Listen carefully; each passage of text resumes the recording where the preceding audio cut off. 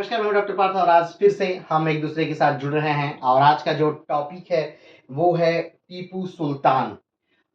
ये टीपू सुल्तान ये जो श्रृंखला है वीडियो की, ये भाग 7 है। मैसूर का भाग 7 है, यानी इससे पहले 6 वीडियो मैसूर पर और आ चुके हैं, जिसमें हमने बात की है हैदर अली की, जिसमें हमने बात की है वॉडियार वंश की, जिसमें हमने बात की है विजयनगर साम्राज्य की, जिसमें हमने बात की है बहमनी साम्राज्य की, जिसमें हमने बात की है प्रथम आंग्ल मैसूर युद्ध की, जिसमें हमने बात की है द्वितीय आंग्ल मैसूर युद्ध की और जिसमें हमने बात की है तृतीय आंग्ल मैसूर युद्ध की। और आज हम बात करेंगे चतुर्थ आंग्ल मैसूर युद्ध की। और इससे पहले वाली वीडियो में भी हमने चतुर्थ आंग्ल मैसूर युद्ध के बारे में बात की है, चतुर्थ आंग्ल मैसूर युद्ध और टीपू सुल्तान के बारे में। तो आइए विस्तार से जानते हैं कि आखिर चतुर्थ आंग्ल मैसूर युद्ध का निर्णय कैसे हुआ, किस प्रकार से एक वीर सेनानी, एक वीर सेनापति और एक बादशाह, मुगलों के बाद बादशाह की उपाधि लेने वाला मात्र एक व्यक्ति टीपू सुल्तान रहा और एक बादशाह किस प्रकार से मरा, यानी किस प्रकार से वीरगति को पाया, ये अपने आप में बहुत बड़ी बात थी। एक बादशाह का लड़ते हुए मर जाना श्रीरंगपट्टम के द्वार पर। तो इस पूरी बातों को आज हम विस्तार से एक बेहतरीन ढंग से और टीपू सुल्तान के भी बारे में विस्तार से जानेंगे कि किस व्यक्तित्व का आदमी था और किस सोच का व्यक्ति था, कैसा वो दिखता था, कैसे वो चलता था, कैसे वो सोचता था, कैसे वो लड़ता था, उनकी सारी बातों को आज हम विस्तार से जानेंगे। तो ये टीपू सुल्तान यानी मैसूर पर 7वां वीडियो है। इससे पहले 6 वीडियो अपलोड हो चुके हैं। तो चलिए शुरू करते हैं। सबसे पहले इस वीडियो को शुरू करने से पहले हम उन कड़ियों को जोड़ लेते हैं जो इससे पहले हम पढ़ चुके हैं। तो चलिए, जैसा कि आप जानते हैं कि वो समय था भारत में तुगलक वंश का, यानी तुगलकों का शासन भारत में चल रहा था, या यूं कहें तो सल्तनत काल भारत में चल रहा था।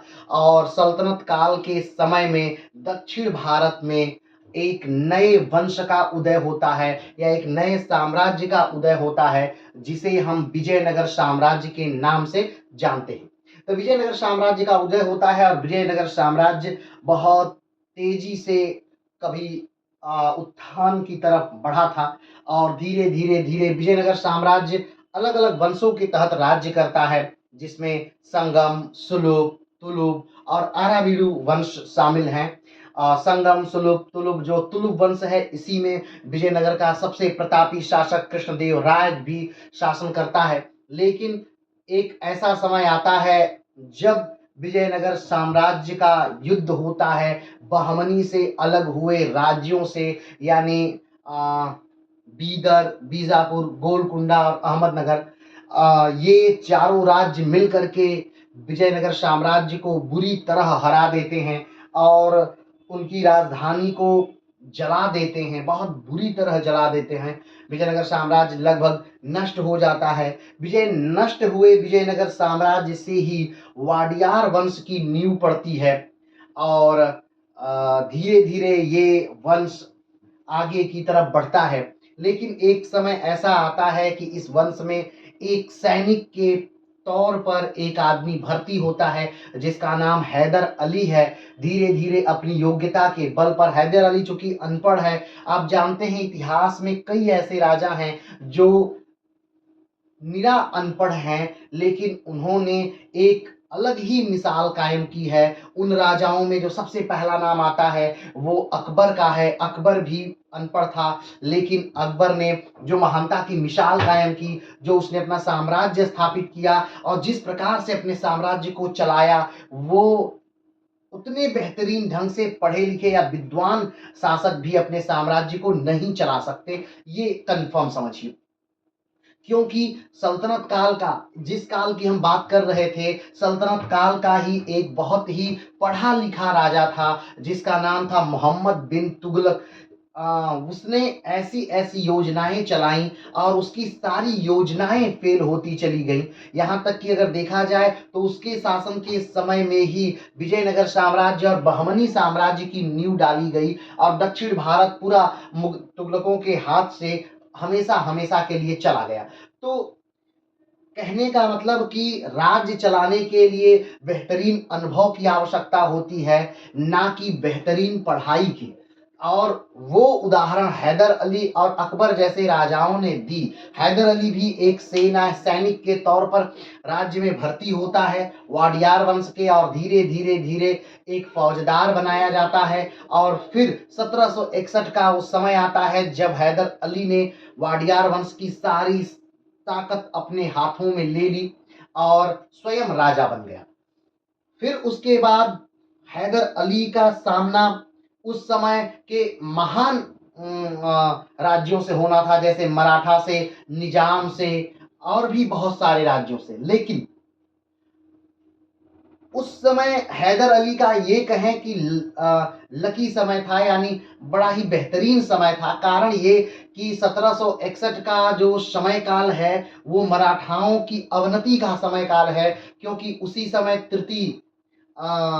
पानीपत का तृतीय युद्ध हुआ था अहमद शाह अब्दाली और मराठों के बीच, जिसमें मराठे बहुत बुरी तरह हार जाते हैं। सदाशिवराव भाऊ की उसमें मृत्यु हो जाती है, विश्वासराव की उसमें मृत्यु हो जाती है, और बाजीराव के जो बाजीराव हैं उनके दूसरे लड़के यानी जो मस्तानी का पुत्र है उसके भी घायल हो जाने के बाद कुछ दिन बाद उसकी भी मृत्यु हो जाती है। तो ये कई मृत्यु हो जाती हैं, यानी उत्तराधिकारी मर जाता है और उसके बाद नाना साहब की मृत्यु हो जाती है। तो मराठा वंश में उत्तराधिकार का ही युद्ध चलने लगता है, तो मराठा कमजोर हो जाती हैं। सेम वही कंडीशन उस समय निजाम के साथ भी रहती है। निजाम में भी उत्तराधिकार का युद्ध चल रहा था, और इन युद्धों के चलते हैदर अली को काफी ज्यादा उस समय मौका मिल जाता है अपने आप को स्थापित करने का, और हैदर अली बहुत बेहतरीन ढंग से अपने आप को स्थापित कर लेता है और कई जो जगहें हैं वो मराठों से जीत लेता है। ठीक, धीरे धीरे इस प्रकार से मैसूर साम्राज्य बढ़ता है, और उसी समय एक और राज्य है जो तेजी से बढ़ रहा है, और वो है अंग्रेजों का राज्य। उस समय तक देखिए चार चीजें एक साथ चल रही हैं। एक तो उस समय मराठाओं का पतन चल रहा है, यानी मराठा अपने उत्तराधिकार के युद्ध में फंसे हुए हैं और वो लड़ रहे हैं। दूसरा अगर देखा जाए तो उसी समय, ठीक उसी समय मैसूर का उदय हो रहा है, मैसूर का उदय उत्थान हो रहा है, मराठाओं का पतन हो रहा है। अमेरिका में यानी देश अमेरिका जो है, अमेरिका में क्रांति हो रही है, यानी कि आंदोलन हो रहा है। अंग्रेजों से आजाद होने के लिए वो लोग युद्ध कर रहे हैं। अमेरिका में क्रांति चल रही है, अमेरिका में आजादी का आंदोलन चल रहा है।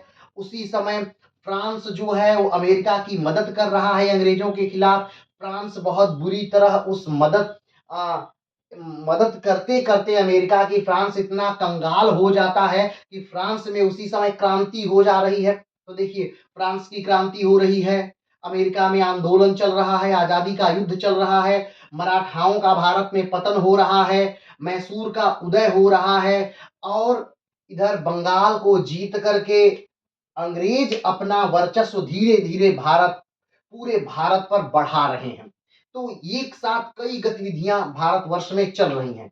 तो जब दो शक्तियां अपने आप को बढ़ा रही हैं, अपने राज्य को बढ़ा रही हैं, उसी समय अब जैसे कि अभी हमने फ्रांस का नाम लिया, तो ये कदापि मत समझिएगा कि जो फ्रांस ज्यादातर भूभाग है वो अंग्रेजों के कब्जे में था। ऐसा नहीं है। एक समय ऐसा था कि जब ज्यादातर जो भूभाग थे वो फ्रांसीसियों के कब्जे में था। एक समय ऐसा भी था कि लगभग 80% अफ्रीका जो था वो फ्रांसीसियों के कब्जे में था। वो तो बाद में कुछ युद्ध ऐसे होते हैं जिसमें फ्रांस बाहर जाता है, उसके बाद से अंग्रेजों का प्रभुत्व थोड़ा सा बढ़ गया, लेकिन ज्यादातर जो कब्जे वाली भूमि रही वो फ्रांसीसियों के कब्जे में ही रही थी।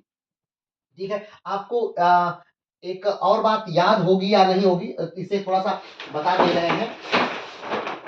इस मैप के माध्यम से आप देख लीजिएगा।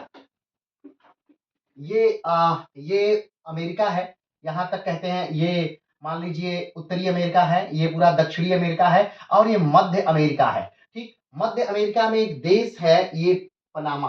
तो लगभग 1881 का समय है, और फ्रांस जो है वो अमेरिका पनामा देश में या इस स्थान पे आता है, और यहाँ से कहता है कि मुझे यहाँ पर एक नहर बनानी है।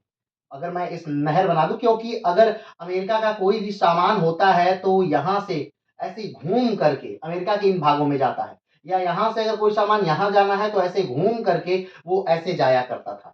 क्यों? क्योंकि ये पूरा भूखंड है। लेकिन एक समय जब 1881 में यहाँ पर प्रारंभ हुआ नहर बनाने का प्रस्ताव, जिसे पनामा नहर के नाम से जानते हैं। तो पनामा नहर प्रशांत महासागर और अटलांटिक महासागर को जोड़ती है, या यूं कहें तो जो ये कैरिबियन सागर है, इसको इस सागर से, यहाँ के सागरों को जोड़ती है। तो फ्रांस ने प्रारंभ किया, और आपको याद होगा एफिल जो है, जिन्होंने एफिल टावर का निर्माण किया, उसके डिजाइनकार एफिल भी इसमें शामिल रहे।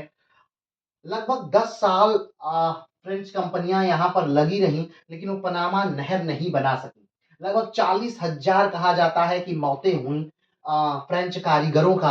आप पूछेंगे कि कैसे हुआ, आखिर में इतनी मौतें कैसे हुई एक नहर बनाने में? तो उस समय बुखार चला था, खासतौर पे जो डेंगू और मलेरिया जैसे बुखार हैं, या पीत ज्वर जो है, उसका पता नहीं चल पाया था कि ये कैसे होता है या कैसे नहीं होता है। तो ये इन जगहों पर लगभग 40,000 लोग मरे मलेरिया के कारण, और भी बहुत सारी बीमारियों के कारण, और कुछ एक्सीडेंट के कारण भी लगभग 40,000 मौतें हुई। और फाइनली फ्रांस यहाँ पर हार गया, और फ्रांस ने यहाँ से अपने पूरे इंजीनियरों को वापस बुला लिया, लेकिन इसमें फ्रांस का बहुत घाटा हुआ। बाद में लगभग 1890 के दशक में अमेरिका ने यहाँ पे मंजूरी ली, यानी अमेरिका राष्ट्र ने मंजूरी ली। अब सोचिए कि फ्रांस उस समय कितना ताकतवर रहा होगा कि यहाँ से आकर के वो यहाँ नहर बना रहा होगा। और बाद में उस समय अमेरिका भी धीरे-धीरे उत्थान की तरफ था। तो 1900 में अमेरिका भी यहाँ पर अपना हाथ लगाता है, और धीरे-धीरे पनामा नहर बना लेता है। क्यों बना पाया? क्योंकि लगभग 97 1897-98 में पता चल गया था डेंगू का कि कैसे होता है। तो पहले इन्होंने उस बीमारी को खत्म किया, वहाँ पे जो जगह-जगह पानी लगे थे उन चीज़ों को खत्म किया। उसके बाद से यहाँ पर नहर बनाई गई। तो ध्यान रखिएगा, ये नहर जो है पनामा नहर, जो सुएज़ नहर है, दोनों में काफ़ी अंतर है। इसमें ऐसा नहीं कि बस नाव आ जाती है, नाव चली जाती है, ऐसा नहीं है। इसे बाद में किसी दिन हम पढ़ेंगे, लेकिन बस इतना यहाँ पर कहने का मतलब ये है कि फ्रांस जो है, कहीं न कहीं ये अंग्रेज़ों से ताकतवर साम्राज्य था, और इनका पूरे विश्व पर अंग्रेज़ों से देखा जाए तो ज़्यादा भूभाग पर ही राज्य था। लेकिन बाद के कुछ वर्षों में ये अंग्रेज़ों से कुछ लड़ाइयाँ हार गए, इसलिए ऐसा लगा कि नहीं, ये अंग्रेज़ों से कमज़ोर है। लेकिन एक्चुअल में देखा जाए तो फ्रांस कभी भी अंग्रेज़ों से कमज़ोर था नहीं। चलिए, अभी हम फ्रांस की क्रांति या फ्रांस के बारे में नहीं बात कर रहे हैं। अब फिर से हम भारत पे आते हैं। तो उस समय मैसूर साम्राज्य अपने उत्थान पे था, मैसूर साम्राज्य अपना उत्थान कर रहा था, और उसी समय अंग्रेज भारत को गुलाम बनाने में लगे हुए थे। तो अंग्रेजों का और मैसूर से टकराना स्वाभाविक बात थी। तो उस समय था 1767, जब मैसूर और अंग्रेजों से युद्ध प्रारंभ हुआ 1767 में। ये प्रथम आंग्ल मैसूर युद्ध था, जो 1767 में प्रारंभ हुआ, और 1767 से चलकर ये 1769 तक चलता है।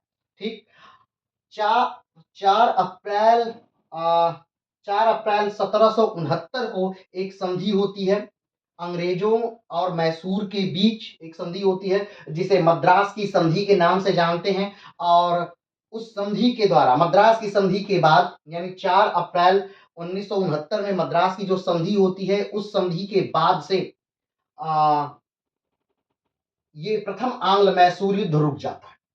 ठीक, क्यों रुक गया? क्योंकि हैदर अली ने आक्रमण कर दिया मैसूर पर।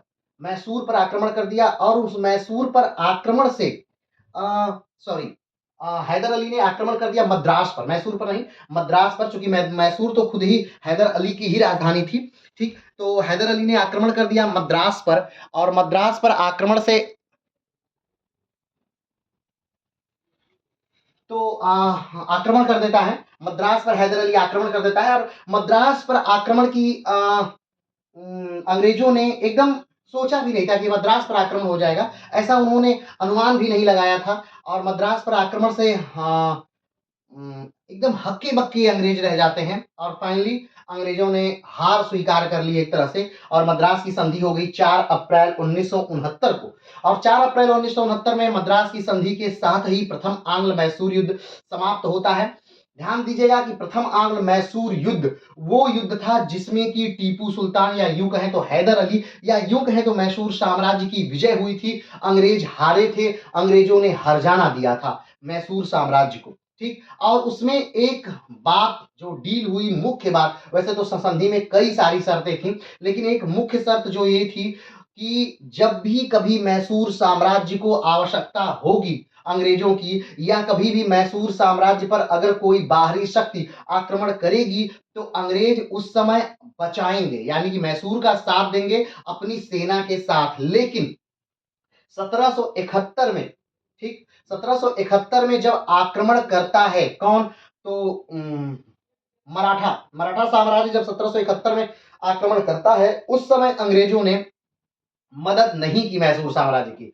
इससे बहुत ज्यादा नाराज होते हैं हैदर अली, और ये भी एक कारण रहा किस चीज का, तो द्वितीय आंग्ल मैसूर युद्ध का, ठीक। तो इस प्रकार से प्रथम आंग्ल मैसूर युद्ध समाप्त होता है 1769 में, 4 अप्रैल 1769 में। किस संधि से, तो मद्रास की संधि से, जो कब हुई थी, 4 अप्रैल 1769 में हुई थी। और मद्रास की संधि के बाद से प्रथम आंग्ल मैसूर युद्ध समाप्त हो जाता है।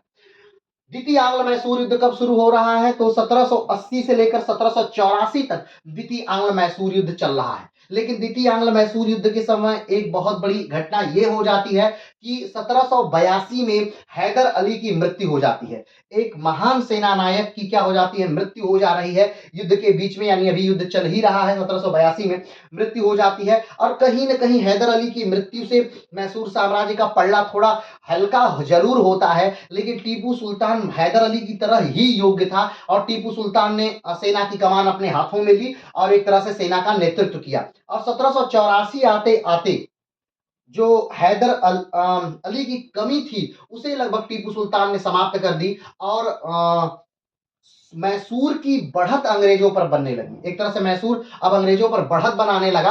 और 1784 में फिर से एक संधि होती है, 11 मार्च 1784 को एक संधि होती है जिसे मंगलौर की संधि के नाम से जानते हैं। 11 मार्च 1784 को मंगलौर की संधि होती है, और इस संधि के बाद द्वितीय आंग्ल मैसूर युद्ध जो है वो समाप्त हो जाता है, ठीक। तो फिर से ध्यान दीजिएगा, प्रथम आंग्ल मैसूर युद्ध 1767 से लेकर 1769 तक चला, और किस संधि से रुका, तो 4 अप्रैल को संधि होती है जिसे मद्रास की संधि के नाम से जानते हैं। 4 अप्रैल 1769 को मद्रास की संधि होती है, इससे प्रथम आंग्ल मैसूर युद्ध रुक जाता है। द्वितीय आंग्ल मैसूर युद्ध 1780 से लेकर 1784 तक चला। इसी के बीच में हैदर अली की मृत्यु हो जाती है, सेना की कमान टीपू सुल्तान संभाल लेता है, और ये संधि होती है 1784 में। 1784 यानी 11 मार्च 1784, और इस संधि, जिस संधि से द्वितीय आंग्ल मैसूर युद्ध रुकता है, उसे मंगलौर की संधि कहते हैं। ध्यान रखिएगा, यह स्थान विशेष के नाम से ही यह संधि का नाम हुआ है, इन्हीं स्थान पर यह संधि हुई है, इसीलिए उसी नाम से इन संधियों को संबोधित किया जाता है,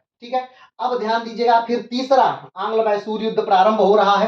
तीसरा आंग्ल मैसूर युद्ध कब प्रारंभ हो रहा है, तो 1790 से। अब ध्यान दीजिए कि द्वितीय आंग्ल मैसूर युद्ध में क्या हुआ। प्रथम आंग्ल मैसूर युद्ध में तो मैंने बताया कि अंग्रेज जो है वो हार जाते हैं और हैदर अली जो है वो जीत जाता है। द्वितीय आंग्ल मैसूर युद्ध 1780 से लेकर 1784 तक चला। इसमें क्या होता है, तो इसमें निर्णायक कोई युद्ध नहीं होता, यानी कि कौन जीता कौन हारा ये कंफर्म नहीं है। हाँ, कुछ भूमि हैदर अली कुछ एक भूमि टीपू सुल्तान जीत लिए हैं अंग्रेजों के, और कुछ भूमि जो है वो अंग्रेज जीत लिए हैं टीपू सुल्तान की, ठीक है। तो जब संधि होती है मंगलौर की संधि, 11 मार्च को 1784 में मंगलौर की संधि होती है, तो उस मंगलौर की संधि के अंतर्गत दोनों एक दूसरे की भूमि वापस कर देते हैं, दोनों एक दूसरे के बंदी बनाए सैनिक वापस कर देते हैं, और फिर से एक समझौता होता है कि ठीक है, जब भी कभी आप पर कोई आक्रमण करेगा तो हम आपकी सहायता करेंगे। इन बातों के साथ फिर से एक संधि यानी मंगलौर की संधि हो जाती है। और लेकिन ध्यान रखिएगा, प्रथम आंग्ल मैसूर युद्ध में हैदर अली जीता, द्वितीय आंग्ल मैसूर युद्ध अनिर्णायक रहा, यानी कोई ने जीता ना कोई हारा। अब तृतीय आंग्ल मैसूर युद्ध कब होता है, 1790 से 1792 में। तृतीय आंग्ल मैसूर युद्ध होने का क्या मुख्य कारण था, तृतीय आंग्ल मैसूर युद्ध जो हुआ उसका जो अगर मुख्य कारण अगर हम देखा जाए तो वो ये था कि जो अंग्रेज थे वो कहीं ना कहीं नाराज थे मंगलौर की संधि से, मंगलौर की संधि से बहुत नाराज थे। द्वितीय आंग्ल मैसूर युद्ध का अगर त्वरित कारण देखा जाए तो ये था कि माहे पर आक्रमण कर दिया था। किसने आक्रमण कर दिया था माहे पर, तो अंग्रेजों ने माहे पर आक्रमण कर दिया था, और माहे जो था उसे जो मैसूर साम्राज्य है वो अपना समझता था। माहे कहाँ है, तो माहे केरल में, वर्तमान समय में माहे केरल में का एक जगह है, लेकिन वो केरल का है, भाग नहीं है। फिर से समझिएगा, माहे जो है वो पुडुचेरी का एक जिला है। पुडुचेरी एक केंद्र शासित प्रदेश है, ठीक। पुडुचेरी एक केंद्र शासित प्रदेश है और पुडुचेरी में 4 जिले हैं और वो 4 जिले 3 राज्यों में फैले हुए हैं। ध्यान से मैप में आप खोल के देखिएगा कि पुडुचेरी के 4 जिले जो हैं वो 3 राज्यों में फैले हुए हैं। उनमें से एक जो है वो माहे है और माहे जो है वो केरल में है, ठीक है। और माहे वर्तमान समय में भारत का सबसे छोटा जिला है। भारत का सबसे बड़ा जिला जो है वो कच्छ है जो गुजरात में है। भारत का सबसे छोटा जिला जो है वो माहे है जो कि केरल में है, लेकिन वो जिला पुडुचेरी का है। क्लियर है, ठीक।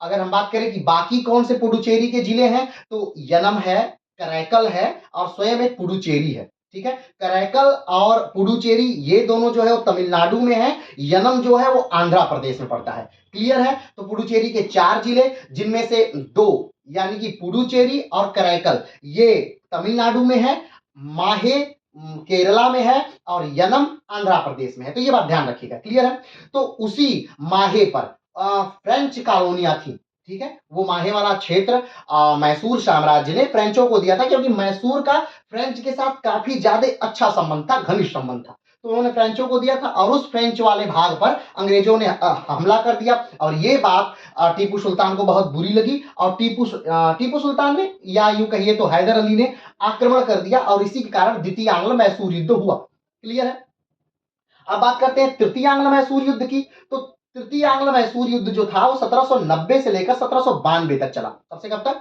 1790 से लेकर 1792 तक चला। इसका मुख्य कारण क्या था? तो इसका मुख्य कारण ये था कि जो त्रावणकोर था, त्रावणकोर यानी एकदम दक्षिण वाला भाग, तमिलनाडु और केरल का कुछ भाग लेकर जो नीचे का साम्राज्य था वो त्रावणकोर साम्राज्य के नाम से जाना जाता था।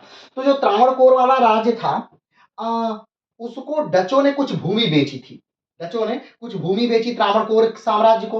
तो मैसूर साम्राज्य ने कहा कि भाई साहब आपने जो ये भूमि बेची है डचों ने, वो डचों की भूमि नहीं है, वो मैसूर साम्राज्य की भूमि है। तो त्रावणकोर के राजा से कहा कि राजा साहब वो जो भूमि आपने खरीदी है डचों से वो भूमि वापस कर दीजिए, ये मैसूर की भूमि है। तो त्रावणकोर के राजा साहब ने मना कर दिया कि देखिए हमने इसे डचों से खरीदा है और मैं इसे वापस नहीं करूंगा। अब इस बात से नाराज होकर के टीपू सुल्तान ने त्रावणकोर पर आक्रमण कर दिया। ठीक है, ये घटना कब की है? तो ये घटना 1789 की है जब टीपू सुल्तान ने आक्रमण कर दिया त्रावणकोर पर और त्रावणकोर को जीत लिया।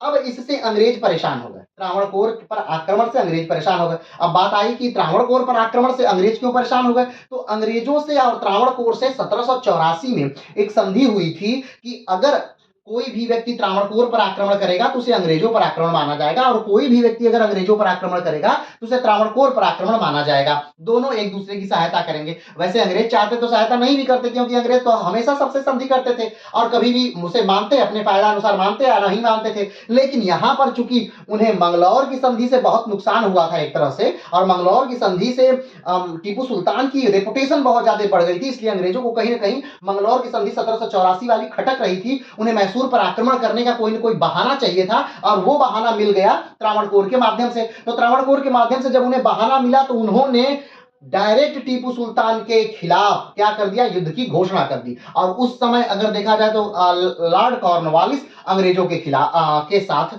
खड़े थे। ठीक है, आक्रमण हो गया 1790 में। 1790 से लेकर 1792 तक ये युद्ध चला और इस युद्ध में अंग्रेजों ने बहुत प्लान के साथ सारा कार्य किया। क्यों? क्योंकि अंग्रेजों ने मराठों को अपने साथ मिला लिया, अंग्रेजों ने निजाम को अपने साथ मिला लिया और अंग्रेज स्वयं, अब आप देखिए त्रावणकोर अंग्रेजों के साथ, निजाम अंग्रेजों के साथ, जो मराठा है अंग्रेजों के साथ, यानी कि अंग्रेज जो मैसूर साम्राज्य चारों तरफ से, ऊपर मराठा, इधर निजाम। ठीक है, अब आप थोड़ा सा इसे मैप के माध्यम से देख सकते हैं। एक सेकंड, ठीक है, ये आप देखिए ये भारत है। ठीक है, और यहाँ पर जो है वो मैसूर साम्राज्य है और मैसूर के ऊपर मराठा है। यहाँ पर आंध्रा वाले भाग में, ये वाला हैदराबाद वाले भाग में निजाम स्थित है और नीचे वाले भाग में यहाँ त्रावणकोर राज्य स्थित है। तो और फिर तो एक तरफ मराठा, निजाम और त्रावणकोर अंग्रेज सारे मिल करके आक्रमण कर रहे हैं मराठा पर। तो आप सोच सकते हैं कि स्वाभाविक बात है अगर चारों तरफ से आक्रमण हो रहा है तो मराठा मैसूर का हारना निश्चित था। तो स्वाभाविक बात है मैसूर हार गया। कौन से युद्ध में? तो तृतीय आंग्ल मैसूर युद्ध में मैसूर हार गया, जो 1790 से लेकर 1792 तक चला था। किसके नेतृत्व में? तो देखा जाए तो कार्नवालिस के समय, कार्नवालिस के नेतृत्व में 1790 से 1792 तक चला था। ठीक, 18 मार्च 1792 में एक संधि होती है, श्रीरंगपट्टम की संधि होती है, और श्रीरंगपट्टम की संधि के बाद ये युद्ध समाप्त हो जाता है, तृतीय आंग्ल मैसूर युद्ध समाप्त हो जाता है। लेकिन तृतीय आंग्ल मैसूर युद्ध में एक बहुत ही शर्मनाक संधि है, यानी कि इसमें जो भूमि है, यानी कि टीपू सुल्तान की जो आधी भूमि है, यानी मैसूर साम्राज्य की आधी भूमि है, वो अंग्रेजों द्वारा छीन लिया जाता है और उसका बंदर बांट कर दिया जाता है। कुछ भाग मराठों को दे दिया जाता है, कुछ भाग निजाम को दे दिया जाता है, और सब लोग आपस में क्या कर लेते हैं? बंदर बांट कर लेते हैं। क्लियर है? ये कब की बात है? तृतीय आंग्ल मैसूर युद्ध की बात है। तृतीय आंग्ल मैसूर युद्ध, इसमें क्या कर लिया गया? तो टीपू की आधी भूमि ले ली गई। ठीक है, जितना उसका भूमि थी उसकी आधी भूमि ले ली गई, और उसको कुछ भूमि मराठा को दे दी गई, कुछ भूमि निजाम को दे दी गई, और कुछ भूमि अंग्रेजों ने मिल बांट कर आपस में ले लिया फाइनली। ठीक, आगे बात करते हैं। अब इस संधि से टीपू सुल्तान जो था बहुत परेशान था। क्यों? क्योंकि एक शर्मनाक संधि है, इसमें आपके भाग ले लिए गए हैं, आपके ऊपर 3 करोड़ का जुर्माना लगा दिया गया है। आप उस 3 करोड़ के जुर्माने को नहीं भर पाए, इसलिए आपके 2 पुत्रों को अंग्रेजों ने बंदी बना लिया है। तो ये बहुत ही शर्मनाक बात थी और बहुत ही शर्मनाक घटना थी। तो इसका बदला लेने के लिए जो टीपू सुल्तान है वो अलग अलग देशों से मदद मांग रहे हैं, जैसे चीन से मदद मांग रहे हैं, जैसे मिस्र से मदद मांग रहे हैं, रसिया से मदद मांग रहे हैं, फ्रांस से मदद मांग रहे हैं। और फ्रांस के राजा जो नेपोलियन बोनापार्ट है वो मदद के लिए तैयार भी है। और एक तरह से देखा जाए तो नेपोलियन बोनापार्ट जो है वो आक्रमण भी कर दिए हैं। उन्होंने सोचा कि इजिप्ट के रास्ते हम भारत पर आक्रमण कर देंगे और अंग्रेजों को वहां हरा देंगे, लेकिन नेपोलियन बोनापार्ट इजिप्ट में ही फंसे रह गए और भारत पर वो आक्रमण नहीं कर पाए। उन्होंने रसिया से भी कई बार कहा कि आप भारत पर आक्रमण करिए, और रसिया ने आक्रमण किया भी, लेकिन रसिया में कहीं ना कहीं तख्ता पलट हो गया और इससे अंग्रेज बच गए।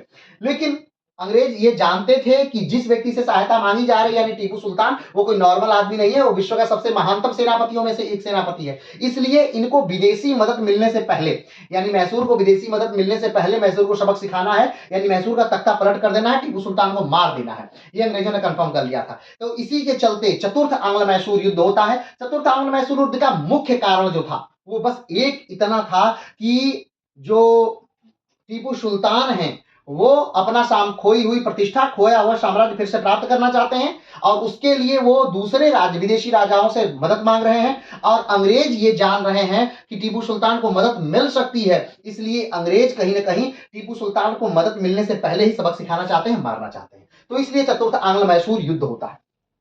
चलिए, चतुर्थ आंग्ल मैसूर युद्ध प्रारंभ हो गया। कब प्रारंभ हुआ? तो ये 1799 में प्रारंभ हुआ, और ये कई वर्षों तक नहीं चला, बल्कि 1799 में ही टीपू सुल्तान की मृत्यु के साथ, यानी कब? 4 मई 1799 को ये युद्ध समाप्त हो जाता है, जब टीपू सुल्तान की श्रीरंगपट्टम में लड़ते हुए मृत्यु हो जाती है।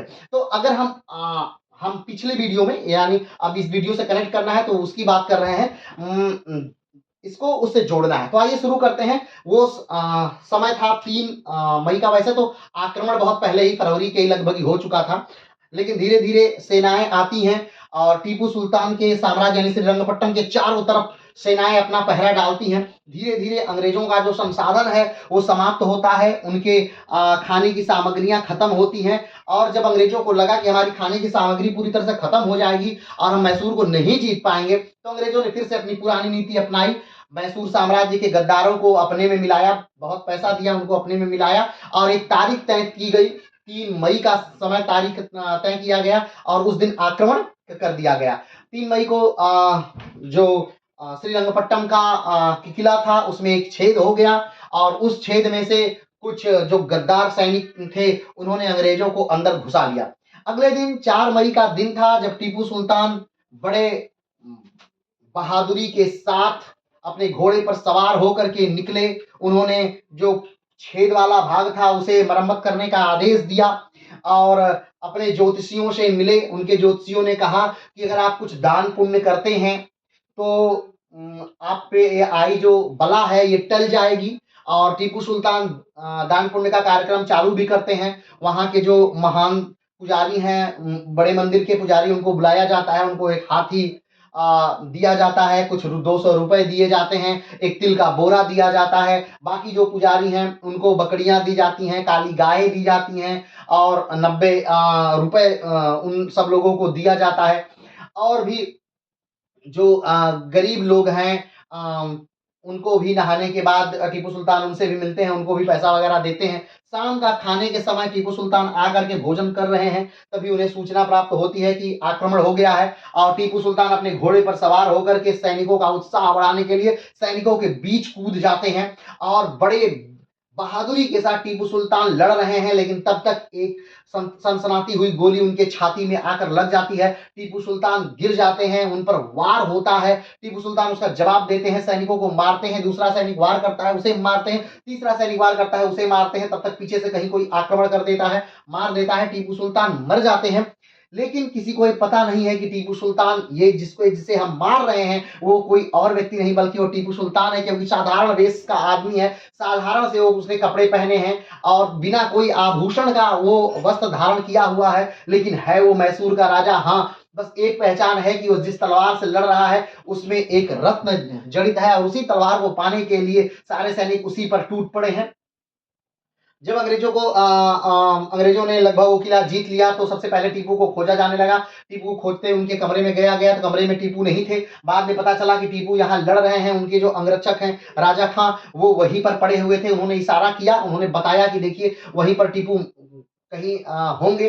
खोजा गया, टीपू का जो शरीर था वो बहुत गर्म था। लोगों को लगा, कार्नवालिस को लगा, अरे सॉरी, आर्थर वेलेस्ली उस समय जो है चतुर्थ आंग्ल, जो कार्नवालिस थे वो तृतीय आंग्ल मैसूर युद्ध में थे, जो आर्थर वेलेस्ली थे वो चतुर्थ आंग्ल मैसूर युद्ध में थे। ठीक है, और द्वितीय आंग्ल मैसूर युद्ध में आयरकूट थे। ठीक है, तो ध्यान रखिएगा इन लोगों को के क्रम को आप ध्यान रखिएगा। ठीक है, तो आर्थर वेलेस्ली को लगता है कि ये जीवित है, लेकिन फिर जब नाड़ी चेक होती है तो पता चलता है नहीं, टीपू सुल्तान मर चुके हैं। टीपू सुल्तान के शरीर पर कई घाव लगे हैं और एक गोली ऐसी है जो उनके कानों में से धंस करके उनके जबड़े को फाड़ती हुई निकल चुकी है। अगले दिन जब टीपू सुल्तान लोग हार चुके हैं, उसी रात सैनिक बहुत बेरहमी से मैसूर साम्राज्य को लूटते हैं और अगले दिन उनका पार्थिव शरीर जब निकलता है मैसूर से तो सारे लोग लौट करके रोते हैं। मैसूर साम्राज्य के लोग रोते हैं। लाल बाग में ला करके टीपू सुल्तान को उनके जो पिता की कब्र है उसी के बगल में टीपू को दफना दिया जाता है। टीपू एक बेहतरीन व्यक्ति है। टीपू को घोड़े चलाना काफी पसंद है। छोटे कद के बच्चे हैं। बेंगलोर के पास उनका जन्म हुआ है और देखा जाए तो एक बेहतरीन व्यक्ति है टीपू। सांप्रदायिक नहीं है। उनके समय में मिलने वाली मंदिरें आज भी बहुत बड़ी बड़ी मंदिरें उनके साम्राज्य में थी जो आज भी बहुत अच्छे ढंग से हैं। तो कहीं भी आपको ऐसा नहीं लगेगा कि वो, आप बस इससे अनुमान लगा सकते हैं कि वो अपने अंतिम दिन में मंदिर के पुजारियों और बहुत सारे भिखारियों को दान दे रहे हैं, मंदिर को दान दे रहे हैं। तो आप समझ सकते हैं कि वो कितने बड़े धर्मनिरपेक्ष व्यक्ति रहे होंगे। चलिए, तो इस प्रकार से एक आदर्श व्यक्ति का जीवन का अंत हो जाता है। उनके मरने के बाद वेल्लौर में उनके परिवार को कैद कर लिया जाता है एक तरह से। उसके बाद बेल्लौर की क्रांति हो जाती है, बेल्लौर में सैनिक विद्रोह हो जाता है। ध्यान रखिएगा, कंपनी शासन का पहला सैनिक विद्रोह जो हुआ था वो बेल्लौर में हुआ था। अंग्रेजों को शक होता है कि बेल्लौर में जो क्रांति हुई है उस क्रांति के पीछे जो है वो टीपू के बच्चों का हाथ है। तो टीपू के बच्चों को वो देश निकाला दे दिया जाता है, यहाँ उन्हें कलकत्ता में ला करके भेज दिया जाता है एक तरह से। और टीपू का इससे पूरा जो कार्यक्रम था वो लगभग समाप्त हो जाता है। और जो टीपू के जीते हुए भाग हैं उसे मराठा और निजाम और अंग्रेज मिलकर बांटते हैं, लेकिन जो अंग्रेज हैं जो मराठा हैं वो टीपू के उस भागों को लेने से मना कर देते हैं, क्योंकि अंग्रेजों ने जो वादा किया था उसके खिलाफ उनको भूमि दी गई। उनको वो भूमि नहीं दिया जा रहा था जो उनसे कहा गया था, इसलिए मराठों ने भूमि लेने से इनकार कर दिया और जो बची हुई भूमि थी उसे फिर से निजाम और अंग्रेजों ने आपस में टीपू की भूमि को बांट लिया।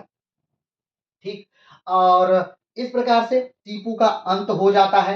तो आइए इस पूरी बातों को हम अक्षरशः लाइन बाय लाइन देखते हैं और देखते हैं कि भारत के से मैसूर साम्राज्य का किस प्रकार अंत हुआ और फिर से जो साम्राज्य चला आ रहा था मैसूर में, उसी साम्राज्य को बैठा दिया गया, उसी के एक नाबालिग लड़के को गद्दी दे दी गई और उनसे सहायक संधि पर हस्ताक्षर करवा लिया गया, क्योंकि सहायक संधि पर टीपू ने हस्ताक्षर करने से मना कर दिया था और कहीं न कहीं सारे युद्धों की जो जड़ था, वो कहीं न कहीं सहायक संधि ही था। तो इस प्रकार से एक बेहतरीन वंश, या यूँ कहें तो दक्षिण का एक बेहतरीन वंश, जिसके बाद से कई राइटरों ने, कई विदेशी लेखकों ने लिखा कि पूर्व का साम्राज्य इस युद्ध के बाद आकर ढह गया, या बिपिन चंद्रा ने स्वयं लिखा है कि तृतीय आंग्ल मैसूर युद्ध के बाद ये पूरा साम्राज्य अंग्रेजों की तरफ जाके मिल गया, यानी कि अंग्रेजों का आधिपत्य इस पर हो गया। तो आइए इन सारी बातों को हम अक्षरशः देख रहे हैं। तो सबसे पहले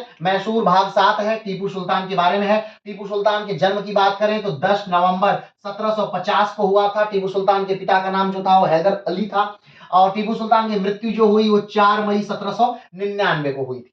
ठीक है, तो पिछले वीडियो की कुछ बातें बची हुई थी, तो उसे इस वीडियो में हम देख लेते हैं।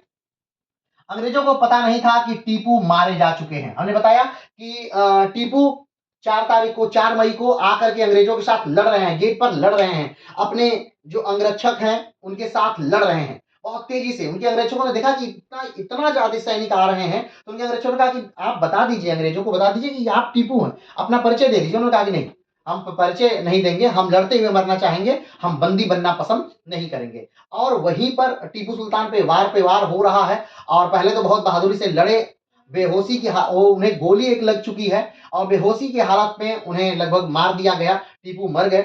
ठीक है, लेकिन ये बात अंग्रेजों को नहीं पता थी कि टीपू मर गए, क्योंकि वहां लड़ते हुए जब वो मर रहे थे तो किसी को नहीं पता था कि ये टीपू सुल्तान लड़ रहे हैं, क्योंकि टीपू सुल्तान साधारण सा कपड़ा पहनते थे, ठीक, और कोई आभूषण नहीं पहने हुए थे। जो उनकी पगड़ी थी वो पगड़ी भी गिर चुकी थी, युद्ध के दौरान लड़ते समय उनकी पगड़ी भी गिर चुकी थी। तो एक खाली सर का व्यक्ति कहीं लड़के कट के मर के पड़ा हुआ है, और किसी को पता नहीं है कि राजा मर चुका है। ठीक, लोगों को यही लगता है कि नहीं, राजा तो लड़ेगा नहीं, राजा तो अपने कब्र में बैठा होगा, सैनिक लड़कट मर रहे हैं, लेकिन यहाँ तो सैनिकों से आगे राजा ही लड़ रहा है। अब देख लीजिए कितना बहादुर व्यक्ति है वो। चलिए आगे बढ़ते हैं। तो अंग्रेजों को पता नहीं था कि टीपू मारे जा चुके हैं। वे उन्हें ढूंढने के लिए उनके कमरे की तरफ गए, लेकिन वो वहां नहीं थे। टीपू का एक सिपहसालार अंग्रेजों को उस तरफ ले गया जहां टीपू गिरे थे। ठीक, एक जो सिपहसालार है वो अंग्रेजों को कहा कि नहीं, वो कमरे में नहीं है, युद्ध हो रहा हो और टीपू कमरे में हो, ऐसा नहीं हो सकता है, चलिए मैं उस तरफ आपको ले चलता हूं जहां टीपू लड़ रहे थे। क्योंकि लोग लड़ते हुए घोड़े पर चढ़े हुए टीपू को देखा था। घोड़े पर बैठना टीपू को बहुत पसंद था, घोड़ा चलाना टीपू को बहुत पसंद था, घोड़े को चलाने में टीपू बहुत अच्छा माहिर थे, बहुत बेहतरीन घुड़सवारी करते थे टीपू सुल्तान। तो उन्होंने कहा कि ठीक है, मैं आपको ले चलता हूं वहां जहां जिस समय टीपू घोड़े पर खड़े होकर लड़ रहे थे। जब घोड़े पर लड़ रहे थे उसी समय टीपू को एक गोली आके लगी और टीपू नीचे की तरफ गिर गए। ठीक है, तो जहां टीपू गिरे थे, मसाल की रोशनी में टीपू की पालकी दिखाई दी। वो पालकी है जब टीपू को गोली लग चुकी है।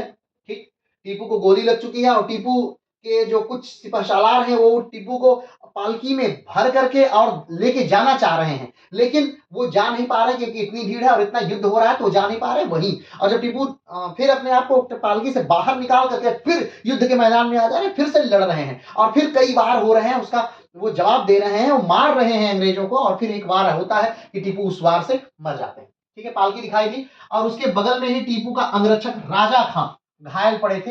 टीपू के जो अंगरक्षक है राजा खां, वो वही घायल पड़े हुए हैं, टीपू की पालकी बगल में है, अंगरक्षक राजा खां घायल पड़े हुए हैं। राजा खां से पूछा गया कि भाई टीपू कहाँ है। ठीक, तो राजा खां ने हाथ दिखाया, ठीक, पड़े हुए थे, उन्होंने उस तरफ इशारा किया जहां टीपू घायल हुए थे। ठीक है, अब उन्हें भी नहीं पता कि इस भीड़ में टीपू कहाँ थे, तो उन्होंने कहा कि भाई देखिए, टीपू वही घायल होते हमने देखा, उसके बाद टीपू मरे, क्या हुआ हम नहीं, वही नहीं पता।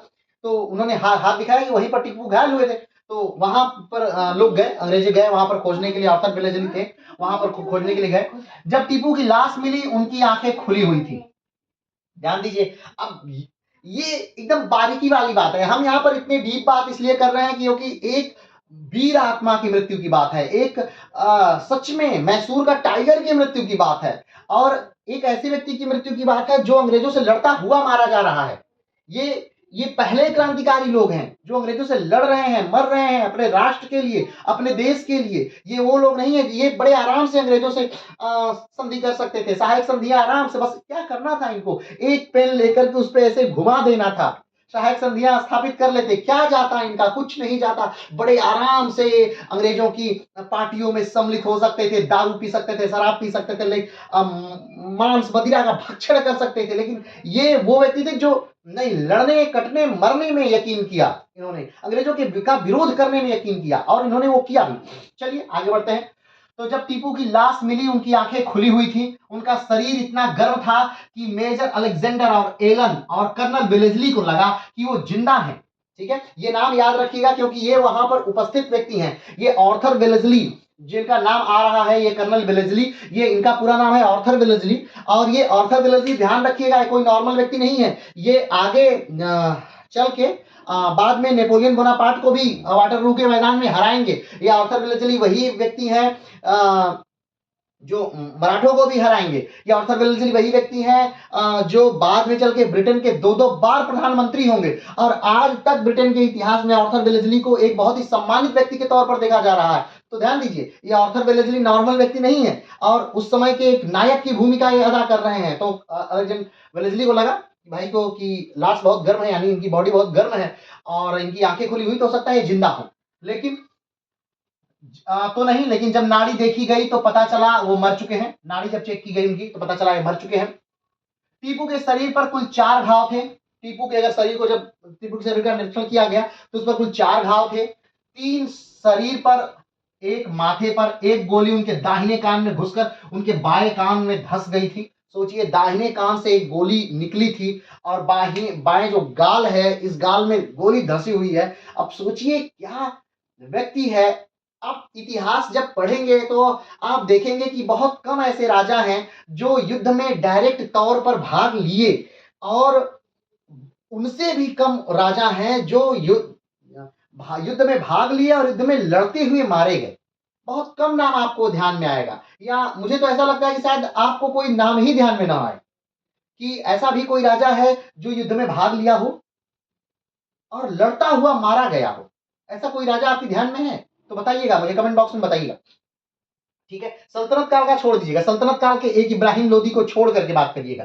ठीक है, सल्तनत काल के इब्राहिम लोदी को या फिर हेमचंद्र विक्रमादित्य को छोड़ करके बात कीजिएगा, क्योंकि इन लोगों को तो अगर ये वैसे भी मिलते तो इनको मार ही दिया जाता।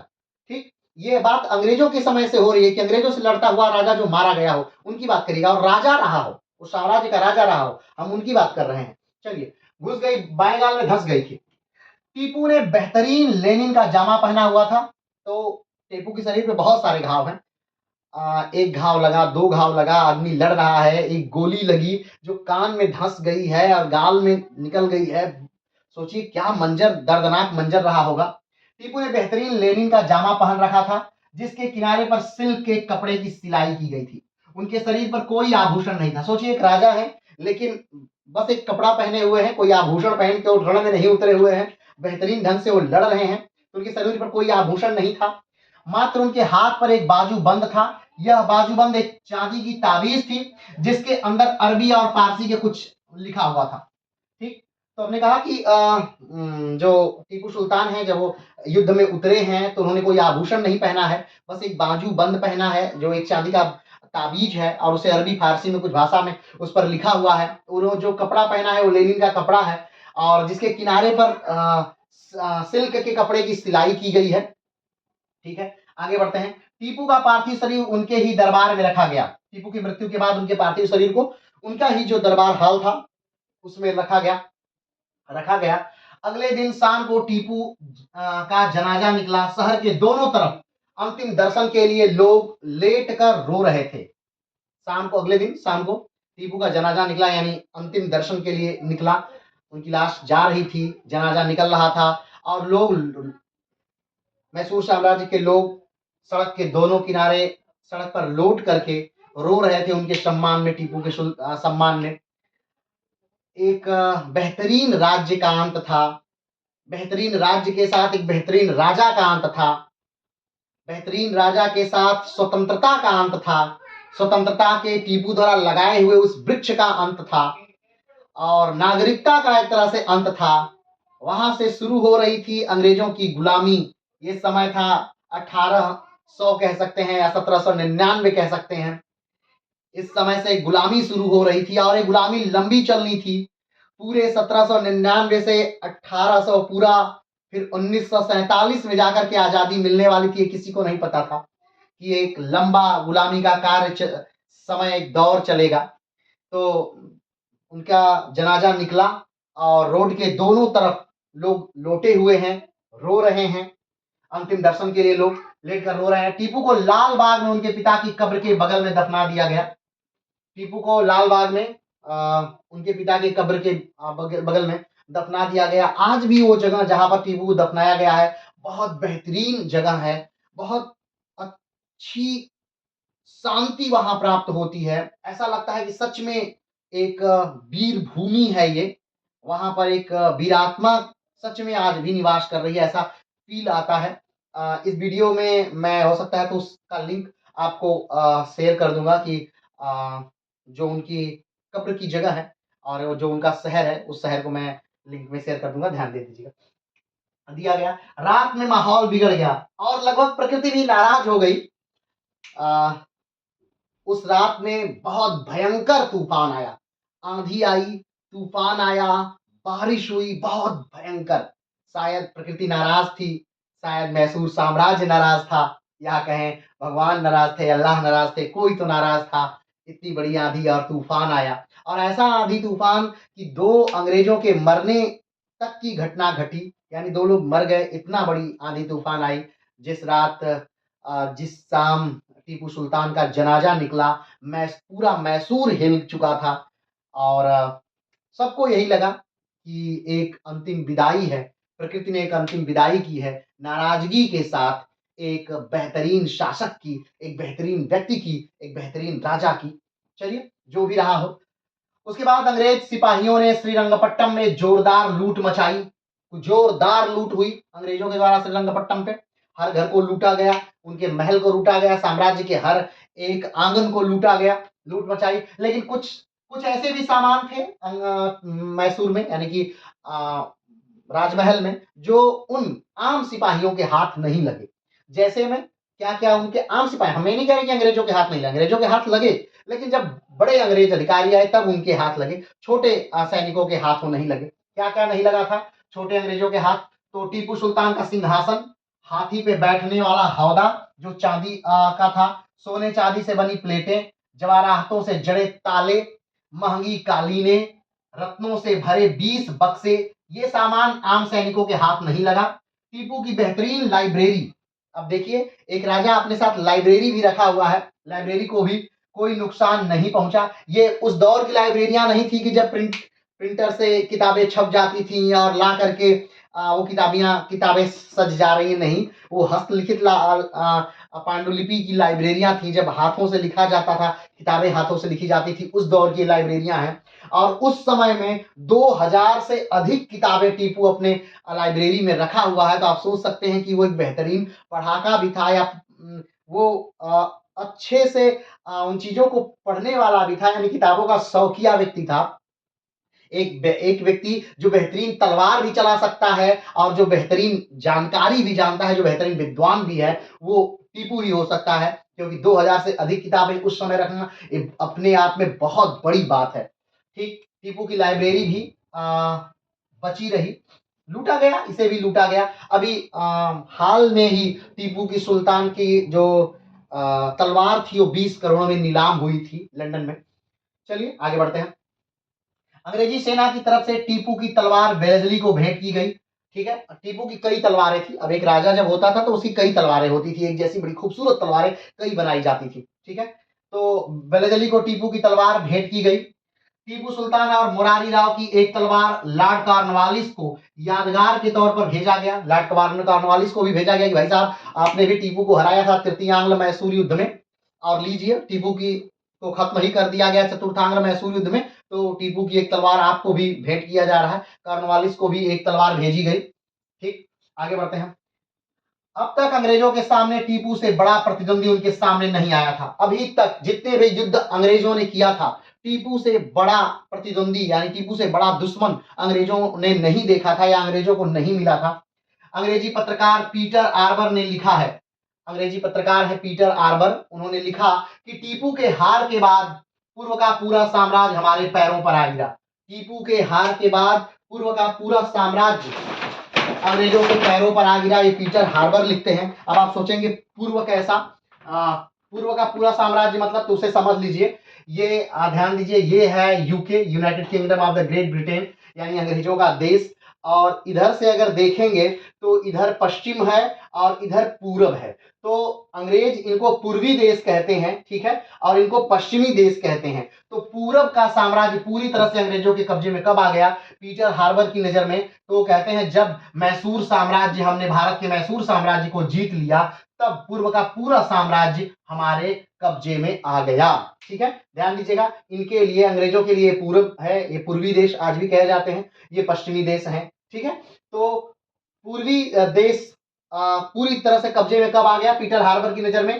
तो जब मैसूर साम्राज्य के टीपू सुल्तान को जीत लिया गया, उस समय पूरब का पूरा साम्राज्य अंग्रेजों के कब्जे में आ गया। ये कहते हैं पीटर हार्बर, जो एक अंग्रेजी पत्रकार है। आगे बढ़ते हैं। इस बार भी टीपू के हारने के बाद उनके राज्य को 3 भागों में बांट लिया गया। ध्यान दीजिएगा, इससे पहले तृतीय आंग्ल मैसूर युद्ध में भी टीपू के हारने के बाद उनके आधे भाग को 3 भागों में बांटा गया, जिसे मराठों ने लिया, निजाम ने लिया और अंग्रेजों ने लिया। और इसी तृतीय आंग्ल मैसूर युद्ध में लॉर्ड कॉर्नवालिस ने कहा था कि हम अपने जो दुश्मन हैं उनको बिना ताकतवर, हम अपने दोस्तों को बिना ताकतवर बनाए ही अपने दुश्मन को नेस्तनाबूद कर दिया, यानी नष्ट कर दिए, इसी तृतीय आंग्ल मैसूर युद्ध के बाद। चतुर्थ आंग्ल मैसूर युद्ध के बाद भी टीपू के हारने के बाद उसके राज्य को 3 भागों में बांटा गया, अंग्रेजों, मराठों और निजाम, 3 भागों में। लेकिन विभाजन का प्रसार इस प्रकार रहा, क्या रहा, कौन कौन सा भाग किसको दिया गया? तो कनारा, कोयम्बटूर, दारापुरम, ध्यान रखिएगा ये जो नाम हम ले रहे हैं इसको मैप में अंकित करिएगा और एक एक शहर के सामने उसका स्टेट, वर्तमान स्टेट क्या है, ये लिखकर कमेंट बॉक्स में भेजिएगा जरूर से। ठीक है, कनारा, कोयम्बटूर, दारापुरम, श्रीरंगपट्टम, यह क्षेत्र अंग्रेजों ने ले लिया। आप देख लीजिए, जो भी सबसे बेहतरीन क्षेत्र हैं, चाहे वो कनारा हो चाहे कोयम्बटूर आज भी बहुत बेहतरीन क्षेत्र है। यानी तमिलनाडु का जो पश्चिमी भाग है ना, जहां पर नीलगिरी की पहाड़ियां हैं, उसे ही कोयम्बटूर वाला क्षेत्र कहा जाता है। कोयम्बटूर का क्षेत्र, वहीं पर आज भी चॉकलेट और एसेंशियल ऑयल वाला क्षेत्र जो है वही वाला क्षेत्र है। ठीक है, और वहीं पर चाय और कॉफी, वही एक ऐसा क्षेत्र है जहाँ चाय और कॉफी दोनों होती है, कोयम्बटूर वाला क्षेत्र तमिलनाडु का। तो वो आप देख रहे हैं सारे अच्छे अच्छे भाग, चाहे वो श्रीरंगपट्टम हो, चाहे दारापुरम हो, कोयम्बटूर हो, कनारा हो, ये सारे भाग किसने ले लिए? अंग्रेजों ने ले लिए। सारे बेहतरीन भाग अंग्रेजों ने ले लिए। ठीक है, ले लिया। गुटी, गोलकुंडा, चित्तल दुर्ग, यह क्षेत्र निजाम को मिल गया। ठीक है, अंग्रेजों को क्या क्या मिला? तो कनारा मिल गया, कोयम्बटूर मिल गया, दारापुरम मिल गया, श्रीरंगपट्टम मिल गया, यह क्षेत्र अंग्रेजों को मिल गया। दूसरा, गुटी, गोलकुंडा और चित्तल दुर्ग, यह क्षेत्र निजाम को दे दिया गया, क्योंकि भाई मराठा, निजाम और अंग्रेजों ने मिलकर के चतुर्थांग्ल मैसूर युद्ध लड़ा था और मिलकर इन लोगों ने मैसूर को हराया था। अब आप सोच सकते हैं कि अपने देश के व्यक्ति को हराने के लिए ही ये दोनों लोग एक विदेशी ताकत से मिल रहे हैं और अपने देश के ही व्यक्ति को हरा करके उसके बचे हुए भागों को बांट रहे हैं, मिलकर के बांट रहे हैं, बंडर बांट कर रहे हैं। ये बेहतरीन कार्य कर रहे हैं, इसके लिए जिन्हें इन्हें पुरस्कार देना चाहिए। चलिए आगे बढ़ते हैं। विभाजन का तो शेष भाग और जो बाकी भाग था वो मराठों को मिल गया था। ठीक, इसके बाद भी जो शेष भाग मैसूर प्रांत का था उसे, लेकिन मराठों ने लेने से इनकार कर दिया। हमने पहले ही बताया था कि मराठों ने इस बार वो क्षेत्र लेने से इनकार कर दिया। मराठों ने कहा कि नहीं, मुझे जो क्षेत्र चाहिए वो अंग्रेज नहीं दे रहे हैं, वो अंग्रेजों वाला क्षेत्र मुझे चाहिए जो वो ले रहे हैं, और हमें जो चाहिए वो तो आप नहीं दे रहे हैं, तो हमें मेरे मन के अनुसार में मुझे मेरा क्षेत्र नहीं मिलेगा तो मैं नहीं लूंगा क्षेत्र। तो मराठों ने वो भाग क्षेत्र लेने से मना कर दिया। तो मराठों ने जब मना किया तो निजाम और अंग्रेजों ने उस भाग को भी बांटकर आपस में बांट लिया और कहा कि ठीक है भाई तुम मत लो, हम ये लोग फिर से बांट ले रहे हैं। तो अंग्रेज और निजामों ने इस भाग को फिर से बांट लिया, लेकिन मराठों ने लेने से इनकार कर दिया, क्योंकि ये वो क्षेत्र नहीं था जो मराठों को किसी कार्य का नहीं था, इसलिए अंग्रेजों और निजाम उसे बाद में बांट लेगा। चलिए, इसके बाद भी जो शेष बचा मैसूर प्रांत था उसे वाडियार वंश के नाबालिग कृष्ण तृतीय को वहां का राजा बना दिया गया। और कुछ भाग जो मैसूर साम्राज्य का बचा, यानी छोटा सा भाग अभी भी मैसूर साम्राज्य का था, तो वहां पर जो वाडियार वंश था, वो वाडियार वंश, अब अंग्रेजों के पास एक मुद्दा था, अंग्रेजों ने कहा कि भाई साहब ये मैसूर साम्राज्य का तो भाग था ही नहीं, ये टीपू का क्षेत्र कभी था ही नहीं, ये हैदर अली का कभी क्षेत्र था ही नहीं, ये तो वाडियार वंश का क्षेत्र था। ठीक, ये तो वाडियार का क्षेत्र था, तो हमने तो बस टीपू को हटाया है और वाडियार जो वंश जो असली मालिक हैं उनको बैठाया है। अब देखिए कितना बेहतरीन उन्होंने तर्क दिया। ठीक, अब तो ले लीजिए, हम उन्होंने क्या किया, हमने वाडियार वंश के जो राजा हैं, यानी जो वर्तमान नाबालिग बच्चा है कृष्ण तृतीय, इनको हम फिर से वाडियार वंश के ही राज्य को मैसूर में स्थापित कर दिया गया। ठीक है, जो छोटा भाग बचा था उस पर इन्होंने कृष्ण तृतीय को बैठा दिया जो वाडियार वंश से थे, और उनको राजा बना दिया गया और उनसे सहायक संधि पर हस्ताक्षर कर लिया गया। सहायक संधि हमने फिर से हमने कई बार वीडियो में बताया है, फिर से बता देना। सहायक संधि यानी कि अपना सर्वस्व दे करके, अपना सब कुछ दे करके बदले में आप क्या ले लीजिए, सुरक्षा। किससे सुरक्षा?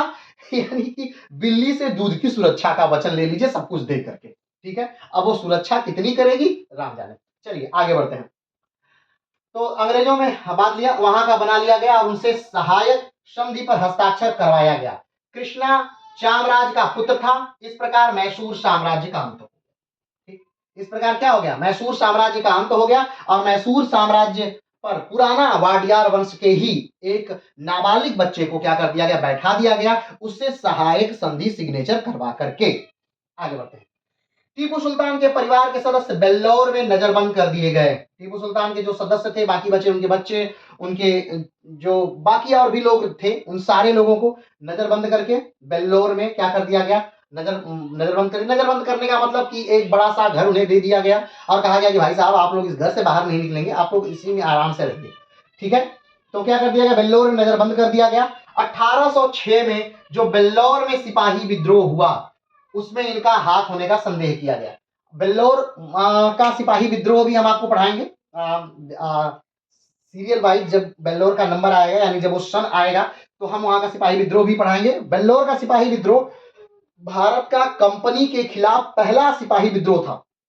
1857 में जो विद्रोह हुआ ये पहला सैनिक विद्रोह नहीं था, ये भी सिपाही विद्रोह ही था, लेकिन ये पहला सिपाही विद्रोह नहीं था। भारत का पहला सिपाही विद्रोह कंपनी के खिलाफ जो हुआ था वो बेल्लौर का सिपाही विद्रोह था जो 1806 में हुआ था। अधिकतर प्रश्न परीक्षा में पूछा जाता है कि पहला सिपाही विद्रोह कौन सा था, तो बेल्लौर का सिपाही विद्रोह था। अब बेल्लौर का सिपाही विद्रोह कब हुआ था, 1806 में हुआ था। इसको हम फिर से एक पूरा चैप्टर है, दो वीडियो 3 वीडियो इस पे आएंगे बेल्लौर का सिपाही विद्रोह के अंतर्गत, तो उसे हम एक वीडियो में किसी तरह का क्लियर किया जाएगा, चिंता मत करिएगा। ठीक है, हाथ होने का संदेह किया गया यानी कि उनके बेटों का, यानी कि टीपू सुल्तान के घर वालों का संदेह किया गया कि भाई साहब ये लोग बेल्लौर में रह रहे हैं और यही लोग कहीं ना कहीं अंग्रेजों के खिलाफ सिपाहियों को भड़काए हैं और ये विद्रोह जो हुआ है ये इन्हीं के कारण हुआ है। क्या कारण था क्या नहीं कारण था ये हम विस्तार से बताएंगे। अभी इस वीडियो में हम बेल्लौर विद्रोह का बस नाम की चर्चा कर रहे हैं, कारणों की चर्चा नहीं कर रहे हैं। कारण बहुत बेहतरीन कारण है। ठीक है, आगे बढ़ेंगे, बाद में इसे हम जानेंगे। चलिए आगे बढ़ते हैं। संदेह किया गया इसलिए उन्हें कलकत्ता निर्वासित कर दिया गया। बेल्लौर विद्रोह पहला सिपाही विद्रोह कहा जाता है कंपनी शासन का। बेल्लौर विद्रोह क्या था, पहला सिपाही विद्रोह था, कंपनी शासन का पहला सिपाही विद्रोह था जिसे बेल्लौर विद्रोह के नाम से जाना जाता है। आगे बढ़ते हैं। विलस का कथन है कि हैदर राज्य बनाने के लिए जन्मा और टीपू उसे गंवाने के लिए। एक कथन था, राइटर है, अंग्रेजी राइटर है। हाँ, तो हमने बात की कि जो विलस है, विलस एक लेखक है, तो विलस का कथन है कि हैदर राज्य बनाने के लिए जन्मा था और टीपू उसे गंवाने के लिए। ये कथन सही सत्य नहीं है। राज्य तो सारे मिटे और राज्य तो सारे बने, लेकिन राज्य मिटकर भी ये राज्य मिटा नहीं, ये व्यक्ति मिटा नहीं, ये व्यक्ति अमर हो गया। तो शायद ये कथन गलत है यहाँ पर कि टीपू राज्य गंवाने के लिए पैदा हुआ था, टीपू राज्य को अमर करने के लिए पैदा हुआ था, टीपू राज्य को कभी ना मिटने देने के लिए पैदा हुआ था। टीपू इतना महान था। चलिए आगे बढ़ते हैं। टीपू का कथन था, टीपू बार बार एक बात कहा करता था कि शेर की तरह एक दिन जीना बेहतर है और भेड़ की तरह लंबी जिंदगी अच्छी नहीं है। ये टीपू का कथन था कि शेर की तरह एक दिन की जिंदगी अच्छी है, शेर की तरह एक दिन की जिंदगी बिना किसी से डरे निर्भीक तौर पर जंगल पर शासन करना एक दिन के लिए सही है, लेकिन भेड़ों की तरह डर डर के लंबी जिंदगी जीना सही नहीं है, टीपू सुल्तान कहा करता था। टीपू सुल्तान पहला ऐसा राजा था मुगलों के बाद जिसने स्वयं को बादशाह कहलाना प्रारंभ किया। अब आप कहेंगे कि बादशाह का अर्थ क्या होता है? तो बादशाह का अर्थ होता है एक ऐसा व्यक्ति जो अल्लाह से डायरेक्ट बात कर सकता है, यानी अपनी बातों को अल्लाह तक पहुंचा सकता है और अल्लाह की बातों को सुन सकता है, उसे बादशाह कहते हैं। ठीक है, तो बादशाह की उपाधि अगर देखा जाए सबसे पहले तो मुगलों ने ली। मुगलों में अगर देखा जाए तो बाबर ने सबसे पहले बादशाह की उपाधि ग्रहण ग्रहण की थी। और उससे पहले जो था वो हमेशा सुल्तान और अल्लाह के बीच एक व्यक्ति हुआ करता था।